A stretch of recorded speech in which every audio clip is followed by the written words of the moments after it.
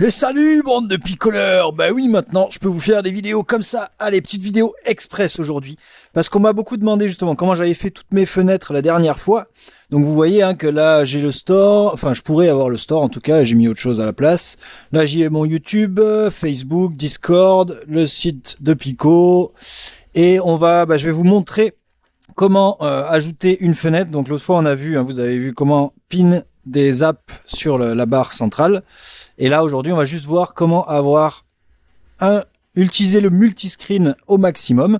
On pourrait avoir encore Netflix par ici, on pourrait avoir un émulateur ici, on pourrait avoir le screen d'une ROG Ally ici. Bref, le potentiel est juste infini, enfin infini, jusqu'à 18, 19, après ça commence à ramer sévère. Mais vous voyez que 18, 19 déjà, et tout est accroché à la barre centrale, c'est ça qui est génial. Et si je me déplace là-bas et que je reviens, tout reste, ça peut être vraiment une appli de bureau. Donc vivement le phone sharing qui doit arriver dans une mise à jour, donc pour afficher le téléphone directement. Donc on va quand même avoir de belles choses. Rappelez-vous que le Pico, chez Pico en tout cas, ça demande du temps pour être optimisé. Souvenez-vous que le Pico 4, au bout de 18 mois, collait très sérieusement au train d'un Quest 3 alors qu'il était vraiment un an en avance.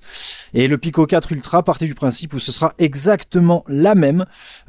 C'est un casque qui aura son plein potentiel dans à minima un an, voire peut-être un peu plus, mais qui dans un an mettra le Quest 3 à l'amende, soyons très très clairs. C'est juste qu'aujourd'hui c'est pas le cas, mais ça le sera dans un an, j'ai aucun doute là-dessus. Pico nous a démontré avec le Pico 4 qu'ils étaient capables de déployer des forces au fur et à mesure, incroyable. Bref, j'avais dit vidéo courte, comment est-ce qu'on fait pour ajouter des fenêtres comme ça, sachant qu'on n'a pas, si on ouvre un deuxième onglet, etc., il n'y a pas moyen de le décrocher.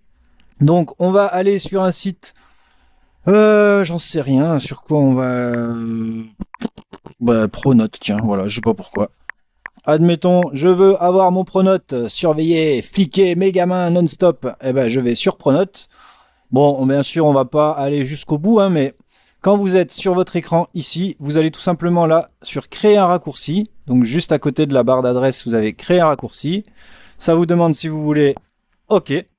Et c'est aussi simple que ça. Ensuite, dans votre bibliothèque, dans la partie fenêtre, vous allez retrouver ce que vous venez d'ouvrir, Pronote. Il suffira de l'ouvrir et ça ouvre une nouvelle fenêtre. Tac. Et voilà, vous avez votre Pronote que vous pouvez ajouter. Hop, une fenêtre en plus. C'est royal, franchement.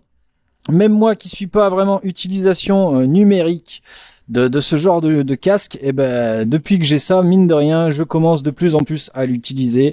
Quand on aura le phone sharing et la capacité de caster en plus l'écran d'ordi, ce sera royal. On peut se foutre Netflix pendant qu'on reste. Bref, c'est très très très très bon.